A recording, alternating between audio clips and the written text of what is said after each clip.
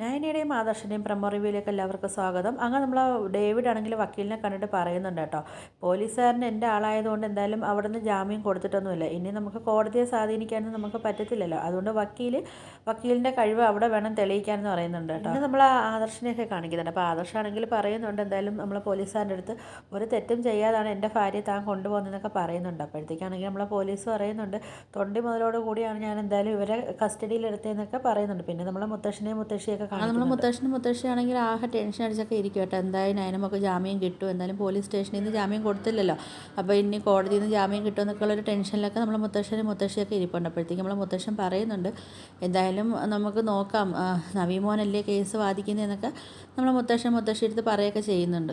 പിന്നെ കാണിക്കുന്നത് നമ്മൾ നവീനാണെങ്കിൽ പോലീസിനെ ആണെങ്കിൽ കോടതിയിലിട്ട് നല്ല പോലീസ് അടുക്കുകയൊക്കെ ചെയ്യുന്നുണ്ട്. അപ്പോഴത്തേക്ക് നമ്മൾ ഈ പോലീസ് മുമ്പ് ഒരു കേസിലൊക്കെ ഇയാൾ കുടുങ്ങിയത്, അപ്പോൾ കൈക്കൂലിയൊക്കെ മേടിച്ചൊരു കേസിലൊക്കെ ഇയാൾ പെട്ടത്. അപ്പോഴത്തേക്കാണെങ്കിൽ നമ്മൾ നവീനാണെങ്കിൽ ആ കേസ് കുത്തിപ്പൊക്കുകയൊക്കെ ചെയ്യുന്നുണ്ട്.